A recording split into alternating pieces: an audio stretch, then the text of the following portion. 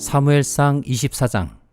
블레셋 사람과 싸우고 돌아온 사울은 다윗이 엔게디 광야에 있다는 소식을 듣고 온 이스라엘에서 3,000명을 뽑아 거느리고 다윗과 그의 부하들을 찾으러 두렴서 바위 쪽으로 갔다. 사울이 길 옆에 양 우리가 많은 곳에 이르렀는데 그곳에 굴이 하나 있었다. 사울이 뒤를 보려고 그리로 들어갔는데 그 굴의 안쪽 깊은 곳에 다윗과 그의 부하들이 숨어 있었다. 다윗의 부하들이 그에게 말하였다. 드디어 주님께서 대장님에게 약속하신 바로 그날이 왔습니다. 내가 너의 원수를 너의 손에 넘겨줄 것이니 내가 마음대로 그를 처치하여라 하신 바로 그날이 되었습니다. 다윗이 일어나서 사울의 겉옷자락을 몰래 잘랐다. 다윗은 자기가 사울의 겉옷자락만을 자른 것뿐인데도 곧 양심의 가책을 받게 되었다. 그래서 다윗은 자기 부하들에게 타일렀다. 내가 감히 손을 들어 주님께서 기름 부어 세우신 우리의 임금님을 치겠느냐? 주님께서 내가 그런 일을 하지 못하도록 나를 막아주시기를 바란다. 왕은 바로 주님께서 기름 부어 세우신 분이기 때문이다. 다윗은 이런 말로 자기의 부하들을 타이르고 그들이 일어나 사울을 치지 못하게 하였다. 마침내 사울이 일어나서 굴 속에서 나가 길을 걸어갔다. 다윗도 일어나 굴 속에서 밖으로 나가서 사울이 뒤에다 대고 외쳤다. 임금님, 임금님. 사울이 뒤를 돌아다보자 다윗이 땅에 엎드려 절을 하였다. 그런 다음에 다윗이 사울에게 말하였다. 임금님은 어찌하여 다윗이 왕을 해치려 한다고 주장하는 사람들의 말만 들으십니까? 보십시오. 주님께서 오늘 저 굴 속에서 임금님을 나의 손에 넘겨주셨다는 사실을 이제 여기에서 직접 확인하실 수 있습니다. 임금님을 살려보내지 말라고 말하는 사람도 있었지만 나는 임금님을 아꼈습니다. 절대로 손을 들어 우리의 임금님을 치지 않겠다고 다짐하였습니다. 임금님은 바로 주님께서 기름 부어 세우신 분이기 때문입니다. 아버지, 지금 내가 들고 있는 임금님의 겉옷자락을 보십시오. 내가 이 겉옷자락만 자르고 임금님께 손을 대지 않았습니다. 이것을 보시면 나의 손에 악이나 죄가 없으며 임금님께 반역하거나 잘못한 일이 없다는 것도 아실 것입니다. 그런데도 임금님은 나를 죽이려고 찾아다니십니다. 이제는 주님께서 나와 임금님 사이에서 재판관이 되시고 나의 억울한 것을 주님께서 직접 풀어주시기 바라겠습니다. 나의 손으로는 직접 임금님께 해를 끼치지 않겠습니다. 옛날 속담에 악인에게서 악이 나온다 하였으니 나의 손으로는 임금님을 해치지 않겠습니다. 이스라엘의 임금님은 누구를 잡으려고 이렇게 나오셨습니까? 임금님이 누구를 잡으려고 쫓아다니십니까? 한 마리 죽은 개를 쫓아다니십니까? 한 마리 벼룩을 쫓아다니십니까? 그러므로 주님께서 재판관이 되셔서 나와 임금님 사이를 판결하여 주시기를 빌겠습니다. 주님께서 굽어보시고 나의 억울함을 판결하여 주시며 나를 임금님의 손에서 건져주시기를 빌겠습니다. 다윗이 말을 끝마치자 사울은 나의 아들 다윗아, 이것이 정말 너의 목소리냐 하고 말하면서 목 놓아 울었다. 사울이 다윗에게 말하였다. 나는 너를 괴롭혔는데 너는 내게 이렇게 잘해주었으니 내가 나보다 의로운 사람이다. 주님께서 나를 내 손에 넘겨주셨으나 너는 나를 죽이지 않았다. 이것 하나만으로도 오늘 너는 내가 나를 얼마나 끔찍히 생각하는지를 내게 보여주었다. 도대체 누가 자기의 원수를 붙잡고서도 무사히 제 길을 가도록 놓아 보내겠느냐? 내가 오늘 내게 이렇게 잘해주었으니 주님께서 너에게 손으로 갚아주시기 바란다. 나도 분명히 안다. 너는 틀림없이 왕이 될 것이고 이스라엘 나라가 내 손에서 굳게 설 것이다. 그러므로 너는 이제 주님의 이름으로 내게 맹세하여라. 너는 내 자손을 멸절시키지도 않고 내 이름을 내 아버지 집안에서 지워버리지도 않겠다고 내게 맹세하여라. 다윗이 사울에게 그대로 맹세하였다. 사울은 자기의 왕궁으로 돌아갔고 다윗과 그의 부하들은 산성으로 올라갔다. 고린도전서 5장. 여러분 가운데 음행이 있다는 소문이 들립니다. 자기 아버지 아내를 데리고 사는 일까지 있다고 하니 그러한 음행은 이방 사람들 가운데서도 볼 수 없는 것입니다. 그런데도 여러분은 교만해져 있습니다. 오히려 여러분은 그러한 현상을 통탄하고 그러한 일을 저지른 자를 여러분 가운데서 제거했어야 하지 않았겠습니까? 나로 말하면 비록 몸으로는 떠나 있으나 영으로는 함께 있습니다. 마치 여러분과 함께 있듯이 그러한 일을 저지른 자를 이미 심판하였습니다.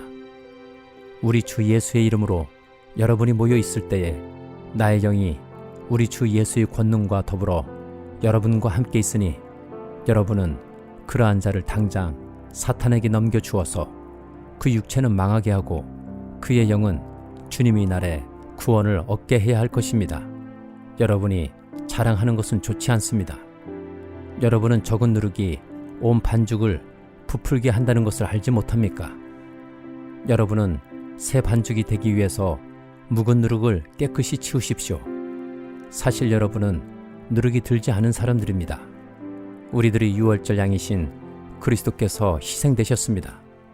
그러므로 묵은 누룩, 곧 악의와 악독이라는 누룩을 넣은 빵으로 절기를 지키지 말고 성실과 진실을 누룩으로 삼아 누룩 없이 빚은 빵으로 지킵시다. 내 편지에서 음행하는 사람들과 사귀지 말라고 여러분에게 썼습니다.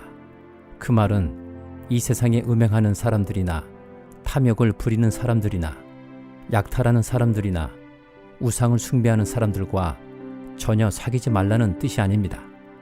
그러려면 여러분은 이 세상 밖으로 나가야 할 것입니다.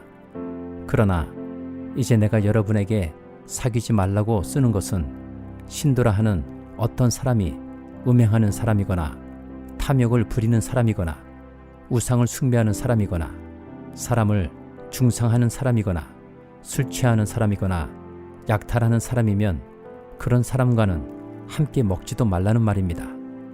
밖에 있는 사람들을 심판하는 것이 나에게 무슨 상관이 있습니까? 여러분이 심판해야 할 사람들은 안에 있는 사람들이 아니겠습니까? 밖에 있는 사람들은 하나님께서 심판하실 것입니다. 여러분은 그 악한 사람을 여러분 가운데서 내쫓으십시오. 에스겔 3장. 그가 또 나에게 말씀하셨다. 사람아, 너에게 보여주는 것을 받아 먹어라. 너는 이 두루마리를 먹고 가서 이스라엘 족속에게 알려주어라. 그래서 내가 입을 벌렸더니 그가 그 두루마리를 먹여주시며 나에게 말씀하셨다. 사람아, 내가 너에게 주는 이 두루마리를 먹고 너의 배를 불리며 너의 속을 그것으로 가득히 채워라. 그래서 내가 그것을 먹었더니 그것이 나의 입에 꿀같이 달았다. 그가 또 나에게 말씀하셨다. 사람아, 어서 이스라엘 족속에게 가서 내가 하는 바로 이 말을 그들에게 전하여라. 나는 너를 이스라엘 족속에게 보낸다. 어렵고 알기 힘든 외국말을 하는 민족에게 내가 너를 보내는 것이 아니다. 알아들을 수 없는 말, 알기 힘든 외국어를 사용하는 여러 민족에게 내가 너를 보내는 것이 아니다. 차라리 너를 그들에게 보내면 그들은 너의 말을 들을 것이다. 그러나 이스라엘 족속은 너의 말을 들으려고 하지 않을 것이다. 온 이스라엘 족속은 얼굴에 쇠가죽을 쓴 고집센 자들이어서 나의 말을 들을 생각이 없기 때문이다. 내가 내 얼굴도 그의 얼굴과 맞먹도록 억세게 만들었고 내 얼굴에도 그들의 얼굴과 맞먹도록 쇠가죽을 씌웠다. 내가 내 이마를 바위돌보다 더 굳게 하여 금강석처럼 만들어 놓았다. 그들은 반역하는 족속이니 너는 그들을 두려워하지 말고 그들의 얼굴 앞에서 떨지도 말아라. 그런 다음에 그가 나에게 말씀하셨다. 사람아, 내가 너에게 하는 모든 말을 마음속에 받아들이고 귀를 기울여 들어라. 그리고 가서 포로로 끌려간 내 민족의 자손에게 이르러 그들에게 전하여라. 그들이 듣든지 말든지 주 하나님께서 이렇게 말씀하신다 하고 그들에게 말하여라. 그때에 주님의 영이 나를 들어 올리시는데 주님의 영광이 그 처소에서 나타날 때에 내 뒤에서 지진이 터지는 것 같이 크고 요란한 소리가 들렸다. 생물들의 날개가 서로 부딪히는 소리와 생물들의 곁에 달린 바퀴들의 소리가 그렇게 크고 요란하게 들렸다. 주님의 영이 나를 들어 올려서 데리고 가실 때에 나는 괴롭고 분통이 터지는 심정에 잠겨 있었는데 주님의 손이 나를 무겁게 짓눌렀다. 나는 델아비브로 갔다. 그곳 그발 강가에는 포로로 끌려온 백성이 살고 있었다. 나는 그들과 함께 이랫동안 머물러 있었는데 얼이 빠진 사람처럼 앉아 있었다. 이래가 지난 다음에 주님께서 나에게 말씀하셨다. 사람아, 내가 너를 이스라엘 족속의 파수꾼으로 세웠다. 그러므로 너는 내가 하는 말을 듣고 나를 대신하여 그들에게 경고하여라. 가령 내가 악인에게 말하기를 너는 반드시 죽을 것이다 할 때에 내가 그 악인을 깨우쳐 주지 않거나 그 악인에게 말로 타일러서 그가 악한 길을 버리고 떠나 생명이 구원받도록 경고해 주지 않으면 그 악인은 자신의 악한 행실 때문에 죽을 것이지만 그 사람이 죽은 책임은 내가 너에게 묻겠다. 그러나 내가 악인을 깨우쳐 주었는데도 그 악인이 그의 악한 행실과 그릇된 길을 버리고 돌아서지 않았다면 그는 자신의 악행 때문에 죽을 것이다. 그러나 너는 내 목숨을 보존할 것이다. 또 만약 의인이 지금까지 걸어온 올바른 길에서 떠나서 악한 일을 할 때에는 내가 그 앞에 올무를 놓아 그 의인 역시 죽게 할 것이다. 내가 그를 깨우쳐 주지 않으면 그는 자기가 지은 그 죄 때문에 죽을 것이다. 그리고 그가 이미 행한 의로운 행실은 하나도 기억되지 않을 것이다. 그러나 그 사람이 죽은 책임은 내가 너에게 묻겠다. 그러나 의인이 범죄하지 않도록 내가 깨우쳐 주어서 그 의인이 범죄하지 않았으면 그는 경고를 달게 받았기 때문에 반드시 살게 되고 너도 내 목숨을 보존할 것이다. 거기서 주님의 능력이 내 위에 내렸다. 주님께서 나에게 말씀하셨다. 일어나서 들로 나가거라. 거기에서 너에게 할 말이 있다. 그래서 내가 일어나 들로 나가서 보니 그곳에는 주님의 영광이 머물러 있었는데 전에 그발 강가에서 보던 영광과 똑같았다. 나는 땅에 엎드렸다. 그때에 주님의 영이 나의 마음속으로 들어오셔서 나를 일으켜 세우시고 나에게 이렇게 일러주셨다. 너는 집으로 가서 문을 잠그고 집 안에 있거라. 너 사람아, 사람들이 너를 밧줄로 묶어 놓아서 내가 사람들에게로 나가지 못할 것이다. 더욱이 내가 내 혀를 이 천장에 붙여 너를 말 못하는 사람으로 만들어서 그들을 꾸짖지도 못하게 하겠다. 그들은 반역하는 족속이기 때문이다. 그러나 내가 너에게 다시 말할 때에 내 입을 열어줄 것이니 너는 주 하나님이 이렇게 말씀하신다 하고 그들에게 말하여라. 들을 사람은 들을 것이고 듣기를 거절하는 사람은 거절할 것이다. 그들은 반역하는 족속이기 때문이다. 시편 39장. 내가 속으로 다짐하였다. 나의 길을 내가 지켜서 내 혀로는 죄를 짓지 말아야지. 악한 자가 내 앞에 있는 동안에는 나의 입에 재갈을 물려야지. 그래서 나는 입을 다물고 아무 말도 하지 않았다. 심지어 좋은 말도 하지 않았더니 걱정 근심만 더욱더 깊어갔다. 가슴속 깊은 데서 뜨거운 열기가 치솟고 생각하면 할수록 우라가 치밀어 올라서 주님께 아뢰지 않고는 견딜 수 없었다. 주님, 알려주십시오.